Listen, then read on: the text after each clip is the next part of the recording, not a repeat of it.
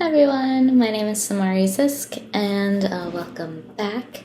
I'm going to be giving a little workshop on metaphor and using basically like framing techniques to write with metaphor. This workshop is going to be specifically focused on poetry, just as a fair warning.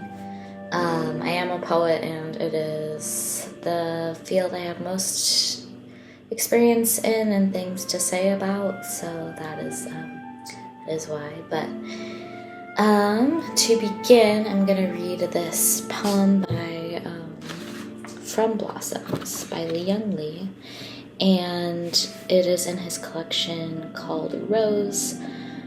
And again, I'm gonna read this and then we're gonna talk about that poem and how it relates to metaphor and how you can use metaphor in your poetry. And I'll have the poem up on the screen as I'm reading it. So again, it's called From Blossoms by Li-Young Lee. From blossoms comes this brown paper bag of peaches we bought from the boy at the bend in the road where we turned toward signs painted peaches. From laden boughs, from hands, from sweet fellowship in the bins, comes nectar at the roadside, succulent, peaches we devour, dusty skin and all. Comes the familiar dust of summer, dust we eat. Oh, to take what we love inside, to carry within us an orchard, to eat not only the skin but the shade, not only the sugar, but the days, to hold the fruit in our hands, adore it, then bite into the round jubilance of a peach. There are days we live as if death were nowhere in the background, from joy to joy to joy, from wing to wing, from blossom to blossom, to impossible blossom, to sweet, impossible blossom. Okay, so let's talk about metaphor. It can be difficult to craft a meaningful and effective metaphor. So much of poetry, or what we associate with poetry, is metaphor.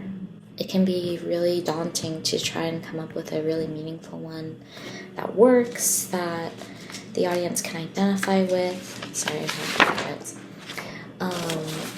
And it's also really daunting because it can really easily lack meaning or be too convoluted. It's not impossible to create like the efficient metaphor that we just read from Li-Young Lee. There are lots of examples. There are lots of variety in how to write a great metaphor. And they can really, really enhance your poetry or whatever piece you're working on. So what makes a great metaphor?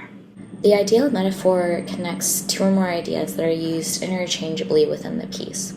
The audience must be able to understand that connection. They must be able to identify those ideas and to also make that connection. Bonus points if you are able to elicit an unconscious association for the reader. So like if you are able to create a metaphor that is not explicit, like it's not explicitly stated, and that the reader is impacted by without quite knowing why. The farther the ideas are from each other that you're using, the more interesting the metaphor, the more engaging it is, but the closer they are, the easier the connection will be, which would also benefit you. And again, the ideal metaphor engages the reader and also elicits a genuine reaction. So you're aiming for an emotion or new conclusion they come by, and you want that to be genuine. You want it to be also natural for the reader. A great example is Li-Young Lee's poem, and to break it down, the metaphor that he used was peaches, and he used peaches to explore the idea of memories of a loved one who since passed. The identification of that metaphor is not crucial to the impact of the piece, right? He didn't explicitly say, these peaches make me think of someone I loved who died. He did not say that in the poem, but that is the impact that it had, right?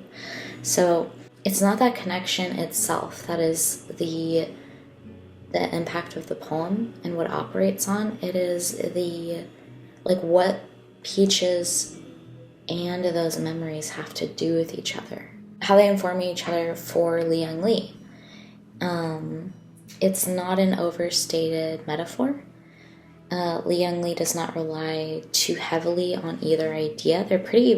He pays pretty much equal attention to both within the piece, but we'll talk about that more later. Also, the way that Li-Young Lee describes peaches in his poem, they're described in a way that the reader can easily link with those memories, because he's describing those memories with peaches as the framework, and that's what really makes the metaphor work. And he also just trusts the audience to make that connection.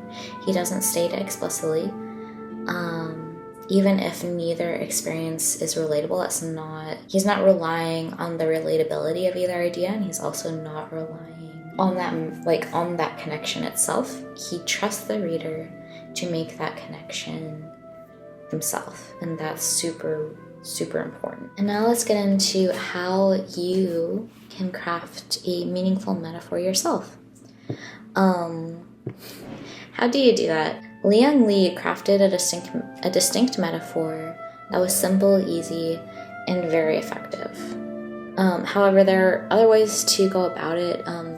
Metaphor can vary greatly, and different writers have very different ways of going about it. Even if those ideas aren't as relatable, or if they're not consciously identifiable to the audience. What you're aiming for is efficacy.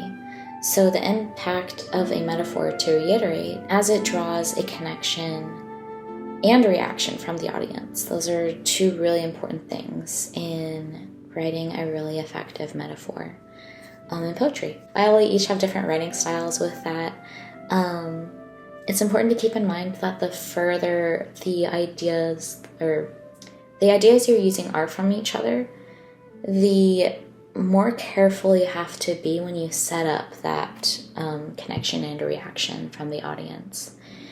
So here's the exercise. To start, it's a little more difficult to start writing directly from a memory, especially if it's painful for you to remember. I recommend starting with something relatively neutral, like an object, word or phrase, sound, or motion. And what I want you to do is brainstorm a list, even of each thing. Again, those were object, words or phrases, sounds, and motions. So once you have that list or lists, read through it. What feels most heavy or ripe to you? Which draws you back to it? Which evokes an emotion, memory of a person or event, or really what evokes anything else from you that doesn't have an explicit connection to that item on the list? And how would you think of that connection? Use that. So start writing about that item from the list again, an object, word or phrase, sound or motion. Start writing about it, describe it. And as it comes naturally to you, write about the connection you made between that and whatever that awakened for you. And again, you want it to be natural, you want it to form kind of on its own as you write it, and be as authentic as you can with that. So after you've written that, whenever it's ideal for you, reread what you wrote. And then look at it. So are the ideas fully formed in that piece? Could you see the connection if you were the reader? This is important too. If one idea is less relatable than the other, describe the more relatable idea in a way that is easily applicable to the less relatable one. This will often be the idea you started with initially, but it really doesn't matter which. And again, remember Liang Li's poem.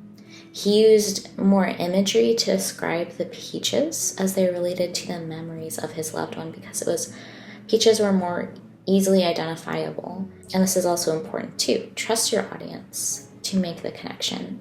If you explicitly make a connection between the two, instead of relying on the two ideas themselves, then it kind of loses meaning for the reader. Once again, like a strong metaphor relies on the connection between the two or more ideas without identifying that connection itself. Once you explicitly identify it, then there's nothing linking them because they're basically the same thing at that point. Use the tools you have to describe each idea. And again, this is usually, I find there is some disparity. There's some difference between the two and how relatable they are. At least for me. Usually when I write from an idea like this and use a metaphor, there will be this very simple, even like everyday idea that I'll link to something. Usually, often in my own writing, it's usually linked to a memory that is very personal to me and that may or may not be very easily relatable to the reader. But the way that you can make that work is by really carefully describing that more relatable idea in a way that is interchangeable with the less relatable idea. So again, in Liang Li's poem, he used peaches to frame those memories. And in framing those memories, in order to do that, he described the peaches and how they related to that memory. Another example is you could say, you could take this plant, for example, my little cactus friend. You see a cactus, you say, oh, that's a cactus, cool. They are easily identifiable. If I were to link this with, say, a memory of, let's say I link this with a person that it makes me think of. Say the person who gave me this mug. This is an actual example. If I were to write a piece with this plant as a metaphor for that person, I would definitely focus on what about this plant and what about everything about this plant, like the container, the spikes, the color, how it feels when I touch it, memories I have of this plant. I would use all of those and sort of play around with how they apply to that person. And I would focus on that. Then I would have a poem, basically. And you can definitely build off of that. I find that works for me. Once that connection is made, then I can set up a sort of scenario or memory with this plant or this person where I use that connection to make an emotional impact. Kind of like what Liang Li did at the end when he really drove home the point that this was a person that he lost, and to enjoy each moment at its fullest. And again, he used that connection that he made and drove it home by using that connection that he trusted the audience to have to paint a really clear picture and again use that emotional response to its fullest, like really take advantage of it. So yeah, again, once you have that connection between those ideas, and once that is clear in the piece, then you can use that however you need, or you can just leave it at that connection. It really depends on you and what your writing style is. And yeah, that's the workshop on metaphor and peaches, apparently. So thank you for tuning in, and I hope this was useful to you. I hope you have an an absolutely wonderful day and take care. Bye.